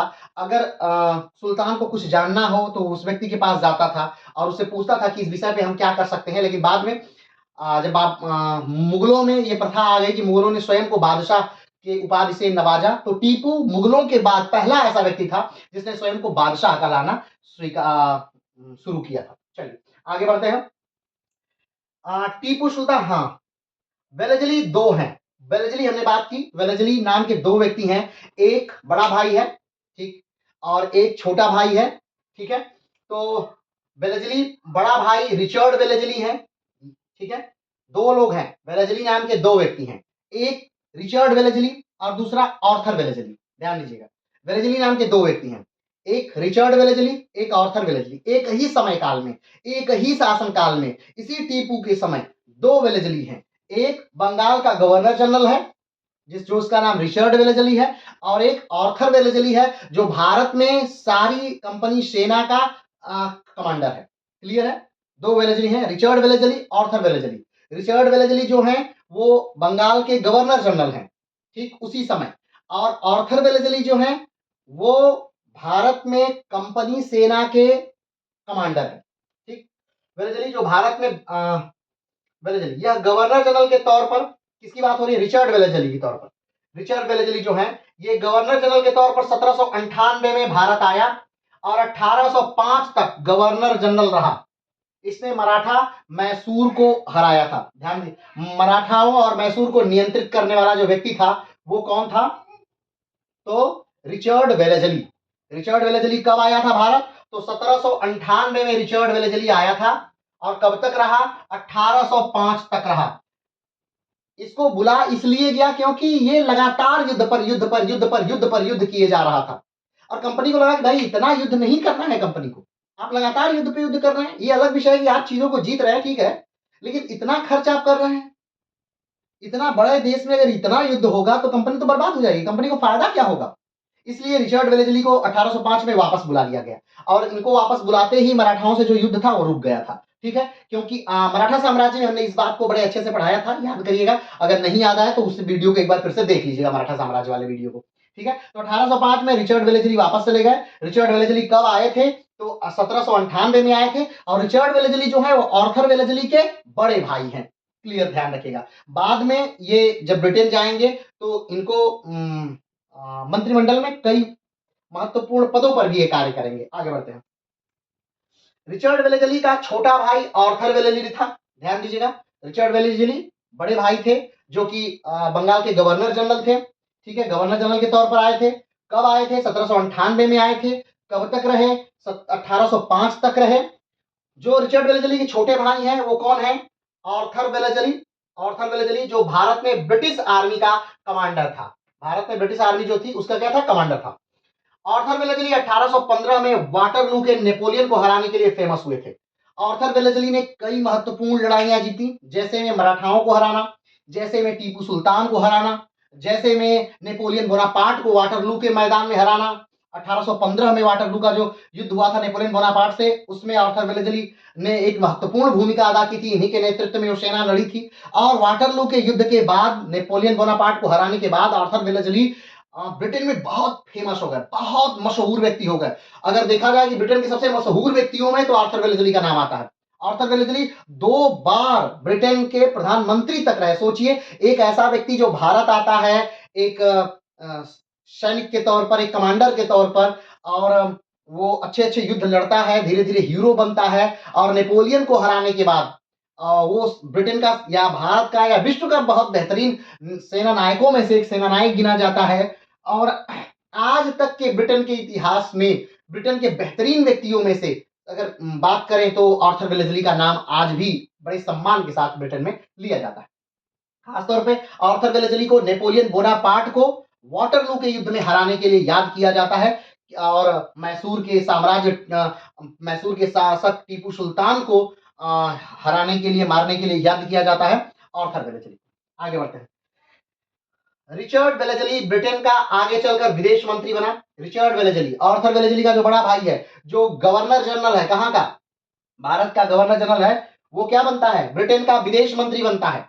ब्रिटेन का आगे चलकर विदेश मंत्री बनता है। ध्यान दीजिए, एक भाई भारत से नाम कमा करके ब्रिटेन में जाकर विदेश मंत्री हो गया और छोटा भाई भारत से नाम कमाया, फ्रांस से नाम कमाया और ब्रिटेन में जाकर के प्रधानमंत्री हो गया। तो ध्यान दीजिएगा। चलिए, विदेश मंत्री बना और आर्थर वेलेज़ली ब्रिटेन का 2 बार प्रधानमंत्री बना। एक बार ही नहीं, बल्कि आर्थर वेलेज़ली 2 बार ब्रिटेन का प्रधानमंत्री बना। जब हम कभी ब्रिटेन का इतिहास पढ़ेंगे तो आर्थर वेलेज़ली को हम लोग पढ़ेंगे। ठीक है, चलिए आगे बढ़ते हैं। आर्थर वेलेज़ली को आर्थर वेलेज़ली को आज तक का सबसे आदर्श ब्रिटेनियर माना जाता है। भारत में जब यह था तब उसकी उम्र मात्र 30 साल की थी। आज तक का, यानी कि आज 2024-25 चल रहा है और 2025 में ये युद्ध हो गया 1799 का। 1799 से लेकर 2025 तक के इतिहास, ब्रिटेन के इतिहास में सबसे बेहतरीन ब्रिटेनियर में एक नाम है आर्थर वेलेज़ली। ठीक है, चलिए आगे बढ़ते हैं। जब वो भारत में थी आर्थर वेलेज़ली, उनकी उम्र मात्र 20 साल थी। ध्यान दीजिए, दोनों भाई कमाल के थे, रिचर्ड वेलेज़ली, आर्थर वेलेज़ली। रिचर्ड वेलेज़ली पहले भारत के गवर्नर जनरल रहे, बाद में ब्रिटेन में विदेश मंत्री रहे। आर्थर वेलेज़ली भारत में पूरी ब्रिटेन की सेना का कमांडर इन चीफ रहे और बाद में ब्रिटेन में 2 बार ब्रिटेन के प्रधानमंत्री भी रहे। आगे बढ़ते हैं। टीपू सुल्तान के बारे में कुछ बात करते हैं, क्योंकि ये पूरा जो चैप्टर था वो टीपू सुल्तान के बारे में था। टीपू सुल्तान के उस आखिरी दिन के बारे में था जब 4 मई 1799 को श्रीरंगपट्टम पर टीपू सुल्तान लड़ते हुए मरे थे। तो टीपू सुल्तान के बारे में कुछ बातें करते हैं। कुछ महत्वपूर्ण बातें जो टीपू की बहुत बारीकियों को उद्दलित करती हैं, जैसे में टीपू सुल्तान लंबाई में अपने पिता से छोटे थे। टीपू सुल्तान की हाइट लगभग 5 फीट 6 से 7 इंच के बीच में थी। टीपू सुल्तान की हाइट क्या थी, 5 फुट 6-7 इंच के बीच में थी और हैदर अली से छोटे थे। हैदर अली कद में लंबे थे, लेकिन टीपू सुल्तान जो थे वो हैदर अली से छोटे थे। टीपू की त्वचा का रंग काला था। टीपू की त्वचा का रंग कैसा था, काला था। टीपू काले थे, ठीक है, काला था। टीपू की आंखें बड़ी बड़ी थी। टीपू की आंखें क्या थी, बड़ी बड़ी थी। टीपू साधारण तौर पर बिना वजन के कपड़े पहनते थे। पहले के राजा महाराजाओं को अगर देखा जाए तो बहुत ही हीरे मोती जड़ित, वो बहुत भारी वस्त्र पहनते थे, उन्हें भारी वस्त्र पहनना पसंद होते थे। लेकिन टीपू ऐसे राजा थे जिनको बहुत ही हल्के और साधारण कपड़े पहनना पसंद होते थे, जो वजनदार कपड़े ना हो वो पहनना टीपू पसंद करते थे। टीपू को अक्सर घोड़े पर सवार देखा जाता था, क्योंकि टीपू को घोड़ा बहुत पसंद था। टीपू को पालकी में चलना एकदम नहीं पसंद था। टीपू को घोड़ा पसंद था और घोड़ा बेहतरीन ढंग से वो चलाते भी थे। टीपू एक बढ़िया चालक थे। टीपू घोड़ा चलाना एक अच्छी कला मानते थे। टीपू को घोड़े का चलाना बहुत पसंद था और इनमें से अच्छी महारत हासिल थी। टीपू को घोड़े चलाने में महारत हासिल थी, बहुत अच्छा वो घुड़सवारी करते थे टीपू सुल्तान। टीपू को पालकी पर चलना नापसंद था, जबकि बाकी राजा महाराजाओं को अगर पिछले कालों में देखा जाए तो उन्हें घोड़े पर चलना नापसंद हुआ करता था, उन्हें पालकी में चलना बहुत पसंद हुआ था। लेकिन टीपू ठीक इसके विपरीत थे। टीपू को पालकी में चलना नापसंद था, उन्हें घोड़े पर चलना काफी अच्छा लगता था, पसंद था। टीपू मझोले कद के थे। उनकी स्लेटी आंख, ऊंची नाक और पतली कमर थी, यानी कि एकदम योद्धा की तरह टीपू दिखते थे। पतली कमर थी। टीपू की मुट्ठी छोटी थी और दाढ़ी पूरी तरह से कटी हुई थी। दाढ़ी नहीं रखते थे टीपू, पूरी तरह से दाढ़ी कटी हुई थी। मूंछ रखते थे। उनकी कमर जो थी पतली थी और आंखें जो थी उनकी स्लेटी थी। आगे बढ़ते हैं। 10 नवंबर 1750 को टीपू सुल्तान का जन्म बेंगलुरु के निकट देवहल्ली नामक छोटे नगर में हुआ था। देवहल्ली में हुआ था टीपू का जो जन्म है 1750 में। 10 नवंबर 1750 को देवहल्ली में हुआ। बेंगलुरु के निकट है। बेंगलुरु जो कि कर्नाटक में है, वर्तमान समय में कर्नाटक की राजधानी है बेंगलुरु, और बेंगलुरु के निकट देवहल्ली में एक छोटे से गांव में हुआ था। टीपू की आर्मी रॉकेट बनाने के लिए फेमस थी। अगला जो हमारा वीडियो आएगा वो टीपू सुल्तान के समय उनके रॉकेट पर आएगा। बहुत बेहतरीन वीडियो आएगा वो, बहुत बेहतरीन वीडियो, क्योंकि जब पूरा विश्व रॉकेट से अनभिज्ञ था। अब हम ये तो कहा जा सकता है कि जो रॉकेट का मूल आविष्कार है वो कहीं न कहीं चीन से हुआ है। लेकिन रॉकेट का युद्ध के लिए प्रयोग जो था वो कहीं न कहीं हैदर अली और टीपू सुल्तान ने ही किया था। द्वितीय आंग्ल-मैसूर युद्ध में पहली बार जो है वो मैसूर साम्राज्य ने रॉकेट का प्रयोग किया था युद्ध में, ध्यान दीजिएगा। और इस कला को इसके बाद जो थे वो अंग्रेज लेके गए अमेरिका में, और अमेरिका में अंग्रेजों ने इसका प्रयोग किया था। और अमेरिका के राष्ट्रगीत में भी इस बात का उल्लेख है। जो अमेरिका का राष्ट्रगान गाया जाता है उसमें भी उस रॉकेट की उजाले का और रॉकेट का उल्लेख आता है। तो उस पूरे विवरण का हम बेहतरीन ढंग से अगले वीडियो में पढ़ेंगे। तो टीपू के समय में रॉकेट बनाने के लिए एक अलग से विभाग हुआ करता था जो सिर्फ रॉकेट बनाया करता था। एक-एक साथ 12-12 रॉकेट लॉन्चर हुआ करते थे। 2-2 ढाई-ढाई किलोमीटर, जो आज भी एक बेहतरीन रेंज है। इनके रॉकेट 2.5 किलोमीटर तक वार किया करते थे टीपू के रॉकेट जो थे। और अंग्रेज देखकर इसे हक्के-बक्के हो गए कि ये था क्या? ये है क्या? वो अलग विषय है कि अंग्रेज हार गए, अरे अंग्रेज जीत गए और टीपू हार गया, क्योंकि जो चतुर्थ आंग्ल मराठा युद्ध हुआ था, सॉरी चतुर्थ आंग्ल मैसूर युद्ध जो हुआ था, वो बस अंग्रेजों के जीतने का एक कारण था कि अंग्रेजों की रेवेन्यू, जो अंग्रेजों का धन था उस समय वार्षिक जो कमाई हो रही थी भारत से उनको, वो 9 करोड़ से कहीं ज्यादा थी। और टीपू की जो वार्षिक कमाई थी उस समय अपने क्षेत्र से वो 1 करोड़ से मात्र कुछ ही अधिक थी। तो इतना कम संसाधन के साथ टीपू लड़ रहे थे, और प्लस अंग्रेजों के साथ निजाम, मराठा, त्रावणकोर सब एक साथ मिलकर टीपू पर आक्रमण कर दिए थे। तो बस हार का यही कारण था। हार का कारण ये कदापि नहीं था कि टीपू कमजोर था, उसके हौसले कमजोर थे या उसकी टेक्नोलॉजी कमजोर थी। उसकी टेक्नोलॉजी भी कमजोर नहीं थी। उसकी टेक्नोलॉजी आधुनिक समय पर आधारित थी। वो फ्रेंच कारीगरों को रखता था, आधुनिक हथियारशालाएं स्थापित किया हुआ था। तो हर चीज में वो कहीं ना कहीं अंग्रेजों के टक्कर का ही व्यक्ति था। लेकिन संसाधन उसके पास कम थे। चारों तरफ से उससे घेर कर युद्ध किया गया, सब लोगों ने उस पर आक्रमण किया। अगर सिर्फ अंग्रेजों से लड़ना रहता तो अंग्रेज शायद हार जाते, अंग्रेज नहीं जीत पाते टीपू से, ये बात कंफर्म थी। चलिए आगे बढ़ते हैं। टीपू सुल्तान ने एक किताब लिखी थी, ये बहुत इंपॉर्टेंट है कि टीपू सुल्तान की जो किताब है, किताब लिखी थी फतुहल मुजाहिद्दीन, जिसमें लड़ाइयों के बारे में लिखा हुआ था। पोलीलूर के युद्ध में इन रॉकेट का प्रयोग हुआ था पहली बार अगर पूछा जाए कि इन रॉकेटों का प्रयोग टीपू सुल्तान या हैदर अली ने कब किया था, तो पोलीलूर के युद्ध में हुआ था। पोलीलूर का युद्ध कब हुआ था? तो द्वितीय आंग्ल मैसूर युद्ध के समय, द्वितीय आंग्ल मैसूर युद्ध यानी 1780 से लेकर 1784 तक द्वितीय आंग्ल मैसूर युद्ध चला। उसी समय एक युद्ध हुआ था पोलीलूर का युद्ध। बताइएगा कब हुआ था पोलीलूर का युद्ध? और पोलीलूर के युद्ध में पहली बार रॉकेटों का प्रयोग हुआ था, और अंग्रेज हक्के बक्के रह गए थे कि ये क्या हो रहा है। चलिए आगे बढ़ते हैं। वर्तमान युद्धों में यह रॉकेट का पहला इस्तेमाल किया गया था। नेपोलियन इजिप्ट के रास्ते, टीपू सुल्तान से नेपोलियन से वार्ता हुआ करती थी, बार बार पत्र वार्ता हुआ करती थी। टीपू अधिकतर फोन मिला लिया करता था, हेलो नेपोलियन कैसे हो, घबराइएगा नहीं, उसमें फोन वगैरह नहीं था, फोन नहीं मिलाता था। हाँ, लेकिन जो पत्र वार्ता थी टीपू से और नेपोलियन से, वो अधिकतर पत्र वार्ता होती थी। और टीपू प्रभावित था कहीं ना कहीं नेपोलियन से, और उसने स्वतंत्रता का वृक्ष भी अपने यहाँ लगवाया था। और उसने आमंत्रित किया था नेपोलियन को कि आप आइए भारत पर आक्रमण करिए, और नेपोलियन आ भी रहा था, लेकिन वो इजिप्ट में कहीं ना कहीं फंस गया, इजिप्ट में ही रुक गया, और वो भारत तक नहीं पहुंच पाया। लेकिन नेपोलियन ने कई बार रशिया से भी कहा कि आप भारत पर आक्रमण कीजिए, माने अंग्रेजों पर आक्रमण कीजिए क्योंकि आप पास में हैं। और रशिया में भी कई बार प्रयास किया अंग्रेजों पर आक्रमण करके, लेकिन रशिया में तख्ता पलट हो गया तो आक्रमण नहीं हो पाया। इन्हीं सब बातों से अंग्रेज इतने भयभीत हो गए थे कि उन्होंने टीपू को हराने का, उनका तख्ता पलट करने का निर्णय लिया था। तो चलिए आज के लिए इतना ही, यहाँ समाप्त होता है टीपू सुल्तान। लेकिन ध्यान रखिएगा मैसूर साम्राज्य अभी चलेगा। अभी हम बात करेंगे मैसूर साम्राज्य में बनने वाले रॉकेटों की, हम बात करेंगे किस प्रकार से रॉकेट बनते थे, क्या क्या उनकी खासियत होती थी, कहाँ युद्ध होता था, कैसे आक्रमण करते थे, कौन सा विभाग बनाता था टीपू सुल्तान के अंतर्गत, कितने एक साथ रॉकेट लॉन्च करते थे, उनकी क्या दूरी होती थी, कैसी टेक्नोलॉजी थी, कैसे पूरे विश्व में वो फैली, और किस प्रकार से उन रॉकेट का उल्लेख विंग्स ऑफ फायर यानी एपीजे अब्दुल कलाम की जीवनी आत्मकथा में भी उसका उल्लेख किया गया है। किस प्रकार से एपीजे अब्दुल कलाम ने उस बात को लिखा है कि ये हमारी टेक्नोलॉजी का नासा में चित्र लगा हुआ है। इन सारी बातों को हम उल्लेखित करेंगे कब? तो अगले आने वाली वीडियो में। आज के लिए इतना ही, फिर मिलते हैं एक नए वीडियो के साथ। तब तक के लिए नमस्कार, धन्यवाद, जय हिंद।